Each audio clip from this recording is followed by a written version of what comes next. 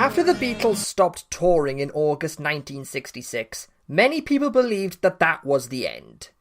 I mean, they had been in the public eye for nearly 4 years. That's a decent amount of time for a pop group idolised by teenagers. They had played at every venue imaginable, from the smallest of theatres to the biggest of stadiums, and their last album, Revolver, had been a massive success and was a giant leap forward in studio techniques. So maybe now was a good time to step back and allow the next big musical act to come forward for the fans to enjoy.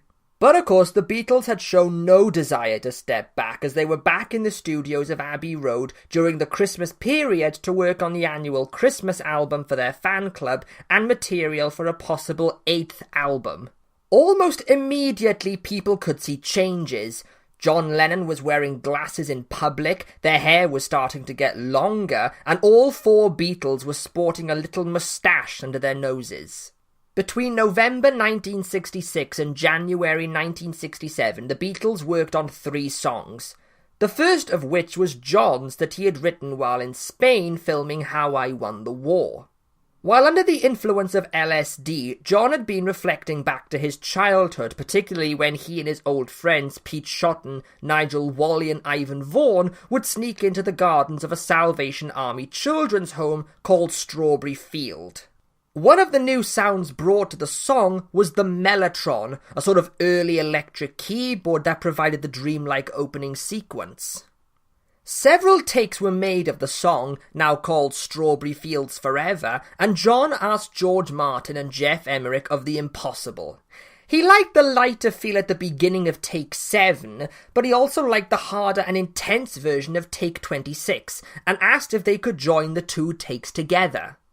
Martin had told John this wouldn't work, since the orchestral of Take 26 was a faster tempo and a higher key than Take 7, but eventually he and Emerick worked out a solution. By increasing the speed of Take 7 but decrease the speed of Take 26, then they were able to make the vocals an audio match. It also made John's voice sound almost otherworldly, which helped in making it stand out in the psychedelic rock genre. Another song they worked on during this period was Paul McCartney's Penny Lane. Like John, Paul had looked back to his childhood for inspiration. Penny Lane is a street and district that John and Paul used to meet up when they were teenagers. While it's not as experimental as Strawberry Fields Forever was, Penny Lane still incorporated some LSD-like imagery, such as the barber having photographs of every head he's had the pleasure to know, and much like how John introduced the Mellotron, Paul brought in a piccolo trumpet to play a solo during the middle section. In February 1967, Brian Epstein was told by EMI that the Beatles needed to release a new single. There hadn't been any new releases since Revolver and the double A-side single Yellow Submarine and Eleanor Rigby in August 1966, which was 6 months ago. Since both songs were completed and considered to be the best songs the Beatles had ever recorded, George Martin reluctantly gave up Strawberry Fields Forever and Penny Lane as the next double A-side, which meant that they were not to be used for the next album, as the Beatles didn't include singles that had already been released on their albums. When it was released on the 13th of February, Strawberry Fields Forever and Penny Lane did not make it to number 1 on the British charts, the first time this had happened since Love Me Do back in 1962. It stalled at number 2 under Engelbert Humperdinck's cover of Please Release Me. This actually relieved the Beatles, since they were getting tired of everything they ever released going straight to number 1, and it took the pressure off them as they worked on what many consider their greatest achievement. Whilst on a plane ride with Mal Evans, Paul had come up with a song idea which involved an Edwardian-era military band with a name inspired by the sudden craze of groups with long names from San Francisco. After the Beatles had recorded the song in February, Paul came up with an idea. If they wanted to shake off the Beatles' image, then why not focus the entire album on this fictitious band, as if they were recording the album? Therefore, they could be as creative as they want to be, and not have to be tied down to just one sound, much like what the Beach Boys had done with their latest album, Pet Sounds, and so their performance will be the album. And thus was the birth of Sgt. Pepper's Lonely Hearts Club Band. At this point, is there anything more that can be said for this album? It's considered not just the Beatles' best album, but the greatest album of all time, or at the very least, the most important. Everything from the songs, the iconic cover of the Beatles in their Edwardian military regalia surrounded by their idols, the fact that all these compositions were still being done on 4-track recordings, to even having the lyrics to all the songs printed on the back, have been seen as a pioneering step in the music industry. Some have argued that the album is overrated and is in fact not as good as people claim it to be. In fact, there are those who think it's downright terrible. Personally, I can agree that the album is hyped a little bit too much, especially with what else the Beatles have done. However, that doesn't excuse the fact that this album is a masterpiece of art. No other album is held up to such regards. An album that, on its 50th anniversary last year, received worldwide coverage and its deluxe re-release topped the charts again. Originally planned as a concept album around the Beatles' childhood, it was a culmination of different types of music, from rock and roll with the opening track, vaudeville with Ringo Starr's With a Little Help from My Friends, and Paul's When I'm 64. This was actually the third song they worked on during Strawberry Fields and Penny Lane.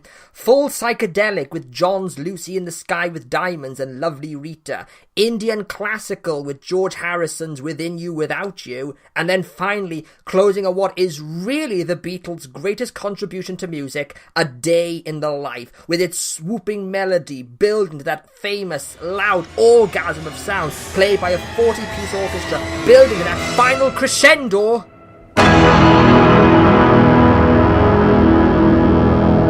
Five months of non-stop work and over £25,000, that's over 400,000 in today's money, Sgt. Pepper's Lonely Hearts Club Band was rush released on the 26th of May before its official release on the 1st of June.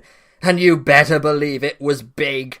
It was number 1 for 22 consecutive weeks. Music critics raved about its brilliance, and you couldn't walk down a street without hearing Sgt. Pepper blasting through the open windows of every single house.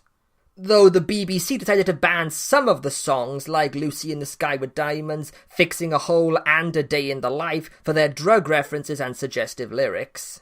It was the album that defined what the late 60s were about, as it became the chosen soundtrack for what 1967 would be most famous for, the Summer of Love, in which thousands of people converged on Haight-Ashbury in San Francisco to really do drugs and listen to music, fueled by their objections to the government and the Vietnam War. So, yeah, this was the birth of the hippies. With this new counterculture growing, there was a growing concern on those who influenced them. The drug squad, led by the notorious Sergeant Norman Pilcher, was already a feared part of the establishment for pop singers and hippies, as he had already busted Mick Jagger, Keith Richards and Brian Jones of the Rolling Stones, Pete Townsend of The Who, and folk singer Donovan for possession of drugs. Paul was the first celebrity to come out and say openly that he had taken LSD, even though out of the Beatles, he was the one who had used it the least, and he gave a public interview about it for ITV on the 19th of June. Even though Pilcher didn't go after them yet, John and George were annoyed at this, because it did mean they were now an open target. It would seem like the Beatles had now reached their peak in terms of creativity. They had managed to maintain their loyal fans from the early days through this transgression and made some more sophisticated fans thanks to Sgt. Pepper. But it just kept going on. On the 25th of June, the first worldwide satellite television link-up called Our World was to happen, a 6-hour live television broadcast with 26 nations participating in it, with some of the greatest acts would be chosen to represent their country. For Great Britain, that honour was to go to the Beatles. John had already penned a song for this moment that, much like Sgt. Pepper, would be the defining song for the Summer of Love and the hippie movement. And so it was on that live broadcast that the Beatles performed All You Need Is Love. After the broadcast, it reached number 1 as a single on the 7th of July. Basking in their achievements, the Beatles took a trip around the Aegean Sea with the idea of buying one of the Greek islands. This would be like a hippie commune for them, their families, and the members of their inner circle, like Brian Epstein, Neil Aspinall, Mal Evans, George Martin, and Derek Taylor, and this would be where they would all live, do all their business practices, and create their music. However, the idea didn't come to fruition even after they had chosen the island they wanted, and they went back to England. Now, we know we're familiar with John being the driving force, or when Paul was the driving force, but for a brief moment, I would say George was definitely leading the band.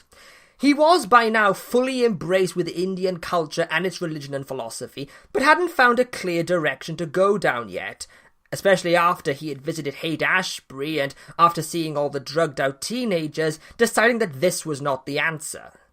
Fortunately, his wife Patty, who had joined the spiritual regeneration movement, suggested that he go and listen to an Indian guru called the Maharishi Mahesh Yogi, and so George invited the other Beatles to join him to hear his lecture at the Park Lane Hilton Hotel in London. After hearing his lecture of how to achieve inner peace through, as the Maharishi described it, transcendental meditation, the Beatles arranged to have a secret meeting with him, and the Maharishi invited them all to attend his 2-week course in Bangor, North Wales.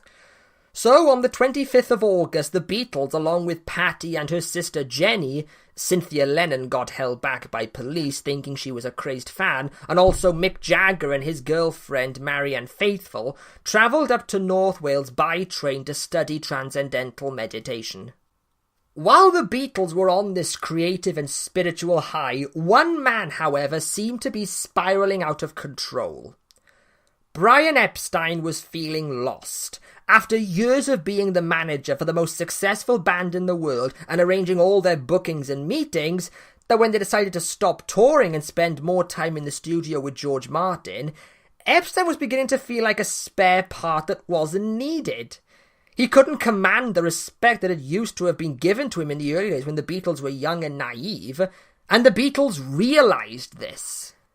An example being when Epstein walked into the studio during a recording, he suggested to John that they should do another take of the song that was being recorded, and John shouted back in his usual snarky way, "You stick to your percentages, Brian, we'll look after the music."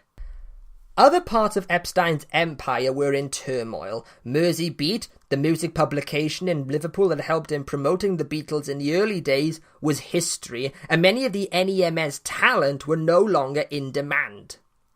Epstein's personal life was in freefall as well. He no longer hid his homosexuality, but his attempts to pick up young boys now left him open for extortionists.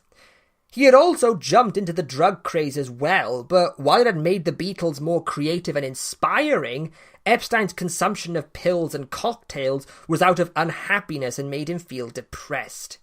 He had even attempted suicide at the end of 1966 by overdosing on pills, but he was unsuccessful and had gone to get psychiatric help before making another attempt on his life in early 1967. In the end, Epstein turned back to his first love, theatre. He had been a student of the Royal Academy of Dramatic Arts when he was younger, and NEMS had bought the lease for the Savile Theatre in London, where Epstein was able to produce high-rated drama, which made no profit in the end. The Beatles had invited him to join them on their trip to North Wales, but he turned it down for the moment. He said he was too busy, but should be able to come up later on during the week. But when he returned to his home in Belgravia on the Friday and had failed to answer his bedroom phone on the Sunday, his butler feared the worst. After calling Epstein's personal assistant and a doctor and having to break down the door, they found Epstein in his bed, dead. The death of the Beatles' manager at the age of only 32 stunned the world, no more so than the Beatles themselves. The Maharishi had told them not to grieve for Brian, for his death was only a physical matter, but the stony faces of the group as they met the world's press told a different story. They were completely devastated and heartbroken. The coroner put Epstein's death down to an accidental overdose of carbitrol sleeping pills, but some believe that, in view of Epstein's unhappiness in previous attempts, that he had in fact finally committed suicide. but there are those who believe another theory. One trait that many put to Brian Epstein is that, while he may have helped in making the Beatles famous, he was notorious for his poor and naive business practices, particularly when it came to merchandise. I mentioned Cell-Tape, the merchandising company that helped in promoting the Beatles when they went to America back in episode 4. So now let's dive further into that. When the Beatles were slowly conquering Britain back in 1963, several companies wanted to endorse their name and image for novelty merchandises, like wigs, drum kits, toy guitars and all that. But Epstein turned them all down. He believed that the Beatles should only make money from their records and tours, which already wasn't a lot. When Beatlemania began to hit the USA, Epstein entrusted his lawyer David Jacobs to find someone who could successfully manage the merchandising branch, since it was now a complete mess, with many companies already selling Beatles merch without a proper license, and Epstein didn't want anything to do with it. Jacobs chose Nicky Byrne to run it, and he set up Cell-Tape, that's Beatles spelled backwards, but Byrne managed to get one over on the pair of them when he brought in contracts with no percentage rates and persuaded Epstein and Jacobs to put down 10%. Now, that doesn't mean that Cell-Tape got 10% and the Beatles got 90%. It was the other way around. The Beatles plus Epstein got the 10%, while Cell-Tape got to keep the 90%. Epstein realised he had cocked up when he saw how much the Beatles were worth in America and managed to negotiate to get a higher percentage rate, but the damage was already done. Byrne was sued for squandering money, and Epstein cancelled all contracts with Cell-Tape and NEMS, resulting in Cell-Tape not being able to grant licenses for merchandises, in which a 3-year court case occurred between Epstein and Byrne, resulting in Byrne winning the case and Epstein paying the court costs himself. Because of this, it was estimated that the fiasco with Cell-Tape had lost the Beatles and NEMS $100 million. Epstein lived in fear that any of the companies involved with Cell-Tape might be after him, so with his death, many believe that he could possibly have been murdered. This argument is made stronger when you consider that David Jacobs was found dead a year later after he had begged for police protection. Personally, I believe that this could have been an accident. It was a common thing to have happened, and despite all these businesses and touring disasters, the Beatles still respected and loved Epstein, and I think he knew that. Whenever the topic of who was the fifth Beatle came up, John Lennon always believed that that title belonged to Brian Epstein. Paul, however, believed that, despite the tragedy of Epstein's death, that the best thing to do for the Beatles was to carry on as normal and focus on their next project. One of the things the Beatles disliked about their movies was that they didn't have much creative control, so Paul decided that they should make a movie in which they would star, write, direct, produce and edit, meaning that they would have full creative control. I should really put right in inverted commas because there was no script to speak of. The most we got was this. Well, at least it's something. The idea for the movie was based on the exploits of author Ken Kesey and his followers known as the Merry Pranksters, as they had travelled America in a brightly coloured bus, and the Beatles' own memories of charabanc trips in which families would hop on a rented coach and just drive to somewhere like the Lake District or to Margate for the day. If you're familiar with Only Fools and Horses, it is like the Jolly Boys outing.